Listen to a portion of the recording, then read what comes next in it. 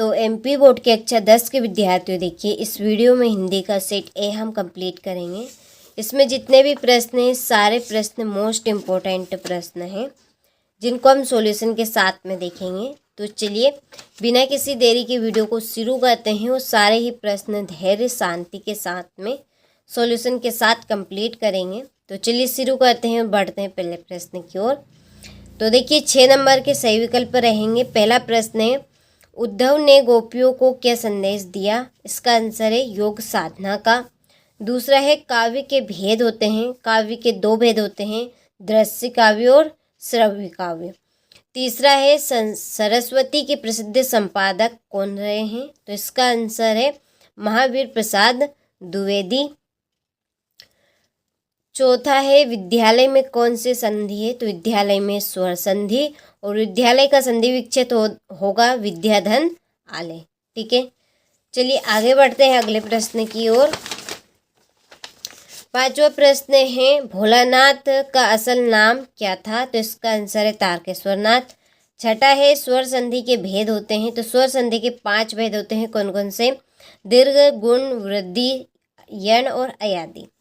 Question number 2 में है, रिक्त स्थानों की पूर्ति कीजिए। पहला है, रिक्त स्थानों की पूर्ति कीजिए। तो पहला आपका रहेगा, आभा फागुन की खालिस्तान है, अट नहीं रही। दूसरा है, स्थायी भाव के उत्पन्न होने के कारणों को खालिस्तान कहते हैं। तो इसका आंसर है विभाव। तीसरा है, एक अंक वाली रचना खालिस्तान कहलाती है। तो इसका आंसर है एकांकी। चौथा है, माता पिता में खालिस्तान समास है। तो इसका आंसर है द्वंद्व। पांचवा है, संधि के खालिस्तान भेद होते हैं 3। छठा है, प्रत्येक चरण में 16-16 मात्राएं खालिस्तान छंद में होती है। तो इसका आंसर है चौपाई, जो कि एक मात्रिक छंद है। तो चलिए क्वेश्चन नंबर 3 है, सत्य असत्य लिखिए। पहला है, सहस्त्र बाहु की भुजाएं पर परशुराम ने काटी थी। तो इसका आंसर है आपका सत्य।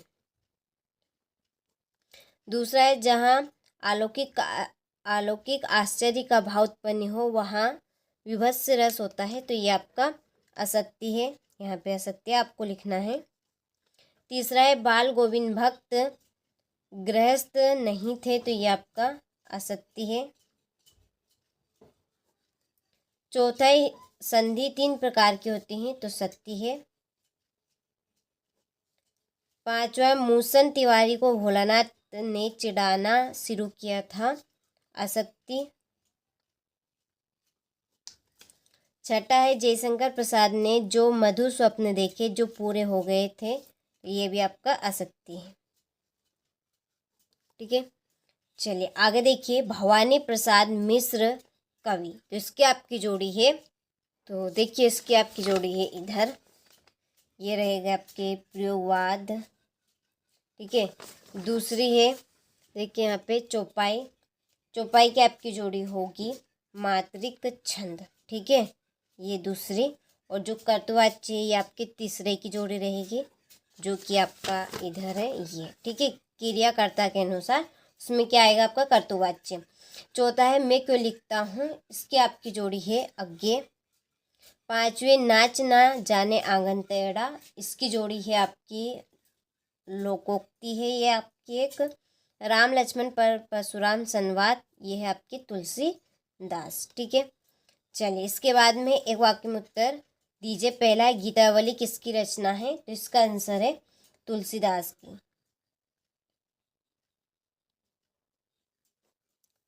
दूसरा है, पीपर पास सरिस मंडोला में कौन सा अलंकार है? तो इसका आंसर है उपमा अलंकार। तीसरा है, नाटक में कितने अंक होते हैं? तो नाटक में 1 से अधिक अंक होते हैं।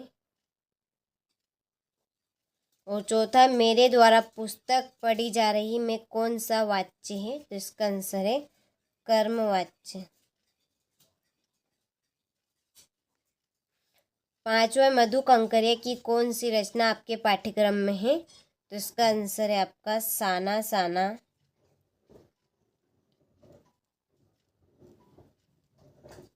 हाथ जोड़ी। छठा है कवि के अनुसार किस ऋतु की आवाहट नहीं रही है, तो इसका आंसर है वसंत की। चलिए तो यहाँ से आप स्क्रीनशॉट लें। देखिए इसके बाद में क्वेश्चन नंबर छठा, रीतिकाल की प्रमुख विशेषताएं लिखिए। ये आपका 2 नंबर का इम्पोर्टेंट प्रश्न है। जयशंकर प्रसाद अथवा तुलसीदास जी की काव्यगत विशेषताएं निम्न बिंदु पर लिखिए 2 रचनाएं काव्यगत विशेषता। 8वां है गोपियों द्वारा उद्धव को भाग्यवान कहने में क्या व्यंग निहित है। 9वां है फागुन में ऐसा क्या होता है जो बाकी ऋतुओं से भिन्न होता है। ठीक है, तो चलिए इन सारे ही प्रश्नों के आंसर हम देखते हैं। तो ये देखिए, ये है आपकी रीतिकाल की विशेषताएं। पहले आपको रीतिकाल की विशेषता की यहाँ पर हेडिंग डालना है, जिस तरह से यहाँ पे डली है। रीतिकाल की प्रमुख विशेषताएं निम्न है। पहली है सांसारिक सुख की प्रधानता। नंबर 2 कवियों का राज्य आश्रय होना। नंबर 3 मुक्त और गीति काव्य की प्रधानता। ठीक है, तो तीनों ही विशेषता काफ़ी सिंपल है। इसके बाद में है नई कविता के दो कवियों तथा उनकी दो रचना का नाम लिखना है। तो एक तरफ कवि के नाम हो गए, एक तरफ उनकी रचनाएं हो गई। चलिए तो यहाँ से स्क्रीनशॉट ले आप। इसके बाद में है तुलसीदास जी का जीवन परिचय। ठीक है, तो यहाँ से ले स्क्रीनशॉट। और इसके बाद में है उनकी रचनाएं। तो 2 रचनाएं आपको कंप्लीट करनी है इसमें से। काव्यगत विशेषता में आपका इनका भाव पक्ष हो गया, और ये इनका कला पक्ष और साहित्य में स्थान। ठीक है, चलिए आगे देखें। जयशंकर प्रसाद का ये जीवन परिचय हो गया। इसके बाद में ये इनकी रचनाएं हो गई। काव्यगत विशेषताओं के अंतर्गत इनका भाव पक्ष हो गया, ये कला पक्ष और ये साहित्य में स्थान। ठीक है, चलिए आगे देखिए। यह 8वां प्रश्न, गोपियों द्वारा उद्धव को भाग्यवान कहने में क्या व्यंग निहित है। तो ये रहा इस प्रश्न का आंसर। अच्छे से कंप्लीट करें। यह आपका अथवा है लक्ष्मण ने वीर योद्धा की क्या क्या विशेषताएं बताई। तो लक्ष्मण ने वीर योद्धा की निम्न विशेषताएं बताइए जो आपके सामने है। ठीक है, चलिए फागुन में ऐसा क्या होता है जो बाकी ऋतुओं से भिन्न होता है। तो ये रहा इस प्रश्न का आंसर। इसके बाद में ये आपका अथवा है। तो सारे ही प्रश्नों का आपको स्क्रीनशॉट लेते चलना है, अच्छे से कंप्लीट करना है। यह है आपका महाकाव्य और खंडकाव्य में अंतर। काफ़ी मोस्ट इम्पोर्टेंट प्रश्न हो, काफ़ी सिंपल अंतर है। आप एक बार पढ़ेंगे उसमें ही आपको याद हो जाएगा। ये आपका इसका अथवा है मानवीकरण अलंकार की परिभाषा उदाहरण सहित लिखिए। तो ये रही आपकी मानवीकरण की परिभाषा और ये उसका उदाहरण। फिर विरस की परिभाषा और उसका उदाहरण हो गया। दुहा छंद की परिभाषा और उसका उदाहरण हो गया। ठीक है, स्क्रीनशॉट लेते चलिए, आप आराम से इनको कंप्लीट कर सकते हैं। यह है मनु भंडारी जी का जीवन परिचय, ये उनकी रचनाएं। साहित्यिक विशेषताओं में उनकी ये हो गई भाषा शैली। ठीक है, और ये साहित्य में स्थान। इसके बाद में रामवृक्ष बेनीपुरी जी का साहित्य में जीवन परिचय, ये उनकी रचनाएं हो गई। 2 रचनाएं कंप्लीट करना है, 2 से 3 भी आप कर सकते हैं। 3 करेंगे तो और अच्छा रहेगा, 3 लिख कर आना है वैसे तो आपको। ये साहित्यिक विशेषताओं में उनकी भाषा शैली होगी। ठीक है, भाषा शैली। इसके बाद में ये इनका साहित्य में स्थान। ठीक है, चलिए यहाँ से स्क्रीनशॉट ले लें आप, अच्छे से कंप्लीट करें। इसके बाद में है 13वां, सेनानी ना होते हुए भी चश्मे वाले को लोग कैप्टन क्यों कहते थे। तो इस प्रश्न का आंसर ये रहा। इसके बाद में ये आपका अथवा। चलिए इसके बाद में है यहाँ से। ठीक है, तो सारे ही प्रश्न के आंसर का स्क्रीनशॉट आप लेते चलिए, वो सभी को आप अच्छे से कंप्लीट करें। सारे प्रश्न महत्वपूर्ण हैं जिनके 90% आने के चांस है। तो जीवनी और आत्मकथा में अंतर। ठीक है, इसके बाद में कहानी और उपन्यास में अंतर। चलिए बाकी के पॉइंट ये रहे आपके, 3 ऊपर है 3 इधर है। ठीक है, चलिए हो गए। इसके बाद में लोकोक्ति मुहावरे में अंतर।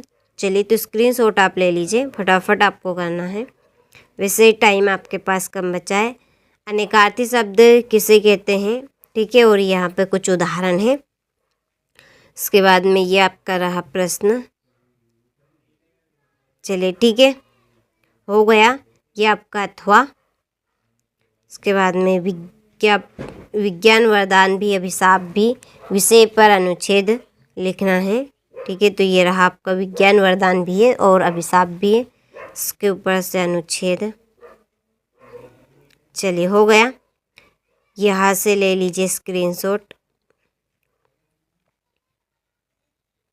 चलिए ये है आपकी व्याख्या।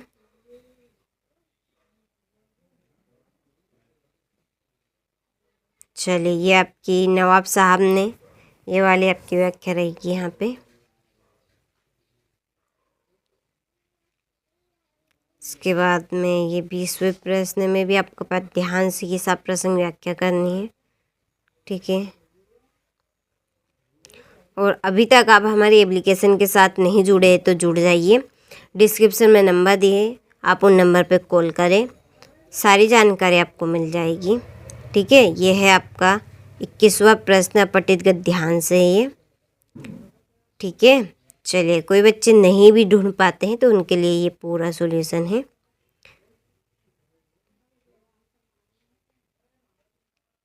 ठीक है। नगर पालिका अध्यक्ष को मोहल्ले की नियमित सफाई के संबंध में आवेदन पत्र, इस तरह से आपको पत्र लिखना है।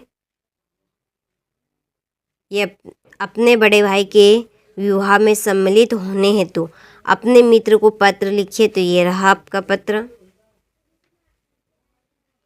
ठीक है। फिर ये आपके निबंध हो गए, ठीक है। ये है निबंध आपका क्रिकेट मैच का आंखों देखा वर्णन या एक आकर्षक मैच का वर्णन, आंखों देखा खेल का वर्णन, ठीक है। तो ये आपका मेरा प्रिय खेल के ऊपर से निबंध है। चलिए तो स्क्रीनशॉट ले आप। मोबाइल के ऊपर से है आपका मोबाइल, कंप्यूटर हो गया, ठीक है। ये कंप्यूटर के ऊपर से निबंध, कोई सा भी आप कंप्लीट एक कर लीजिएगा इसमें से जो भी आपको अच्छा लगे। चलिए ये है आपका पर्यावरण प्रदूषण, ठीक है। पर्यावरण प्रदूषण के ऊपर से है आपका निबंध। ये इसका उपसंहार हो गया, ठीक है। ये विज्ञान का, ठीक है। एक तो पर्यावरण प्रदूषण का, एक विज्ञान के चमत्कार का, ये दोनों ही निबंध मोस्ट इम्पोर्टेंट है। आप इन दोनों में से एक कोई सा भी कर लीजिएगा, दोनों में से एक आपका फंस सकता है।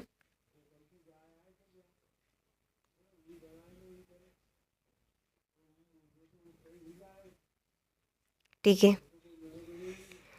अनुशासन का जीवन में महत्व, ठीक है। विद्यार्थी जीवन और अनुशासन, ये भी मोस्ट इम्पोर्टेंट है, ठीक है। तो ये मैंने आपको सॉल्यूशन की पूरी PDF बता दी है। अच्छे से सारे प्रश्नों को आप कंप्लीट करें।